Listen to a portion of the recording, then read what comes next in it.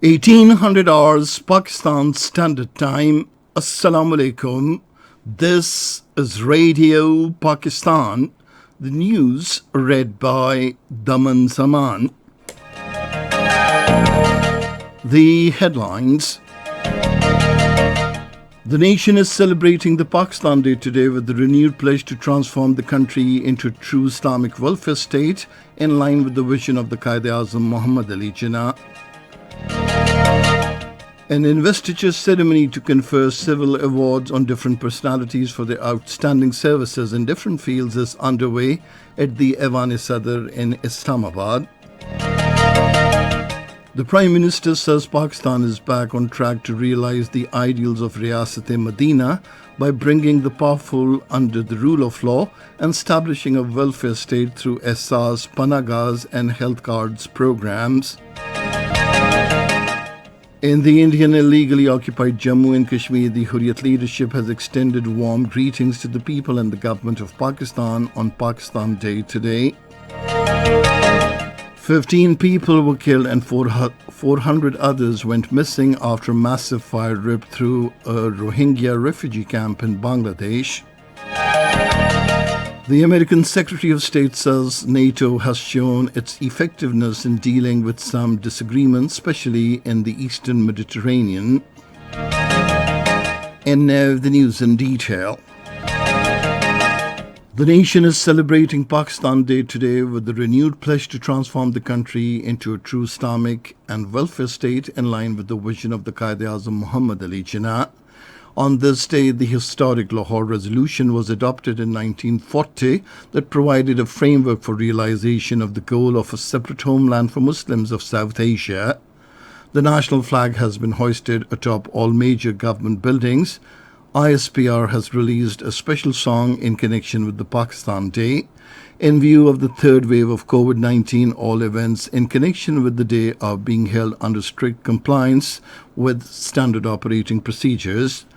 The Pakistan Day Parade, the main feature of the celebrations, will be held in Islamabad on Thursday in compliance with all the anti-COVID standard operating procedures.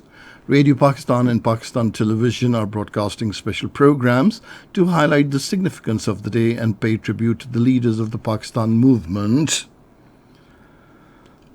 An investiture ceremony to confer civil awards on different personalities for their contribution in different fields is underway at the Awan-e-Sadr in Islamabad. The President, Dr. Arif Alvi, is decorating the awards to the recipients. Prime Minister Imran Khan says today Pakistan is back on track to realize the ideals of Riyasat-e-Medina by bringing the powerful under the rule of law and establishing a welfare state through SRs, Panagas and health cards programs. In a tweet today, the Prime Minister said 15 centuries ago, our Holy Prophet sallallahu alaihi wasallam, Khatamun Nabiyyin, set up the first welfare state in Medina based on the rule of law, meritocracy, compassion and tolerance, and where the quest for knowledge was made a sacred duty. Imran Khan said when Muslims moved away from these guiding principles, their civilization decayed and declined. The Prime Minister said 81 years ago, our Qaid gave us the dream of Pakistan as envisioned by the great philosopher and poet of the East, Allama Muhammad Iqbal. Based on these Riyasat-e-Medina principles, he said, so far we have been unable to achieve our great potential because we lost sight of our Qaid's vision. Yawm-e-Pakistan celebrations were held in Pakistan embassies and missions abroad today. The Pakistan Embassy in Ankara observed the National Day by hoisting the country's flag and reaffirming its commitment to the vision of its forefathers. Addressing the gathering, he thanked Turkey and its people for standing side by side with Pakistan, particularly on the issue of Jammu and Kashmir. A flag hoisting ceremony was also held at the Embassy of Pakistan in Brussels to commemorate the National Day. In his message, the ambassador of Pakistan to the European Union, Belgium and Luxembourg, Zahir-e-Janjua, paid homage to the historic struggle of the Muslims of the subcontinent for an independent homeland where they could live their lives with complete religious, cultural and social freedoms. He said Pakistan stands firmly with its Kashmiri brethren in their just struggle against illegal occupation by India. Pakistan's flag was hoisted at a ceremony held at the Pakistan Embassy in Paris this morning. In his remarks, Shahzad M. Amjad Aziz Qazi said this day Pakistan reaffirms its support to the brothers and sisters of the Indian illegally occupied Jammu and Kashmir who continue to face Indian military siege. Messages of the President and the Prime Minister of Pakistan were also read out on the occasion. Speaking at the ceremony to mark Pakistan Day at the Pakistan Embassy in Kabul, Afghanistan, Ambassador Mansoor Ahmed Khan reiterated Pakistan's commitment for the restoration of peace in Afghanistan and supported an inclusive political solution to end the conflict. He said Pakistan desires a peaceful, stable, sovereign and united Afghanistan. The Pakistan Day was also observed with patriotic zeal and spirit at the Pakistan High Commission in New Delhi. Today, Shahzad Aftab Hassan Khan hoisted the country's flag at a ceremony held at the Chancery's lawns. This is Radio Pakistan. In the Indian illegally occupied Jammu and Kashmir, the Hurriyat leaders and organizations have extended warm felicitations to the people as well as the government of Pakistan on Pakistan Day today. The All Parties Hurriyat Conference, in a statement issued in Srinagar, said bonds of the people of Jammu and Kashmir with Pakistan are strong and multidimensional. The Kashmiris' love for Pakistan is vindicated by the fact that they hoist Pakistani flags and celebrate the day in the valley of brutal firing by the Indian troops. Meanwhile, different functions were held and Pakistani flags were hoisted in Srinagar, Kulgam, Shoppiyan and other parts of the territory today. Posters carrying pictures of the Quaid-e-Azam Muhammad Ali Jinnah, Prime Minister Imran Khan and the Army Chief General Qamar Javed Bajwa were seen in the streets of the occupied territory. Kashmiri women and children sang Pakistani national anthem and raised pro-Pakistan songs during a function in Srinagar. The United Nations says at least 15 people have been killed in a massive fire that ripped through a Rohingya refugee camp in Bangladesh, while at least 400 remain missing.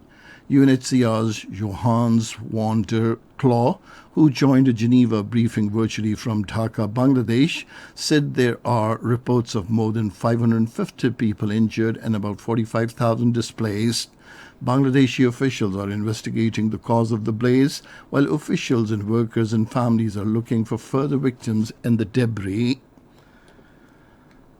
The American Secretary of State Antony Blinken says NATO has shown its effectiveness in dealing with some disagreements, especially in the Eastern Mediterranean. He was talking to newsmen along with NATO Secretary General Jens Stoltenberg in Brussels ahead of the NATO foreign ministers' meeting. About any possible withdrawal from Afghanistan, Antony Blinken said a U.S. review of the option is still underway and he would listen and consult with allies.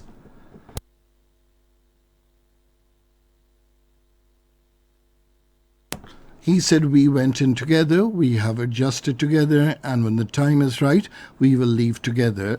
NATO foreign ministers will discuss Afghanistan over the next 2 days in Brussels.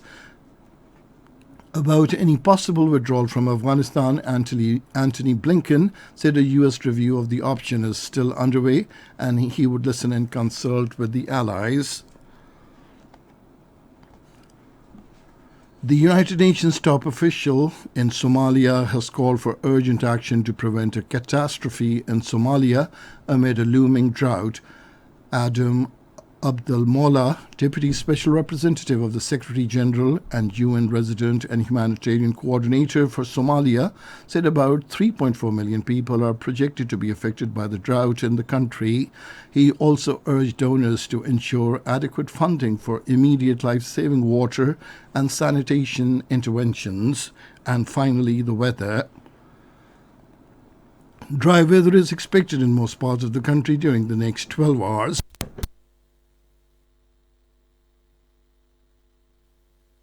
However, cloudy weather with chances of rain, snow over the high mountains at a few places in Upper Khyber Pakhtunkhwa, Kashmir, Gilgit-Baltistan and Pothohar region has been forecast during the period.